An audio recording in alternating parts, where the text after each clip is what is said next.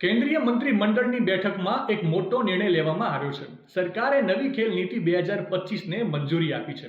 કેન્દ્રીય મંત્રી અશ્વિની વૈષ્ણવે જણાવ્યું હતું કે નવી ખેલ નીતિ દેશમાં ખેલાડીઓના પ્રદર્શનના વિકાસને એક નવી રાહ આપશે. હવે હું તમને આ રાષ્ટ્રીય ખેલ નીતિ 2025ની ખાસ વાતો અને તેના ફાયદા વિશે ઝડપથી સમજાવી દઉં તો નવી ખેલ નીતિનો ઉદ્દેશ્ય રમતગમતની દુનિયામાં ભારતને વૈશ્વિક મહાશક્તિ બનાવવાનો છે. આ સાથે ઓલિમ્પિક 2036માં મજબૂત દાવો રજૂ કરવાનો પણ છે.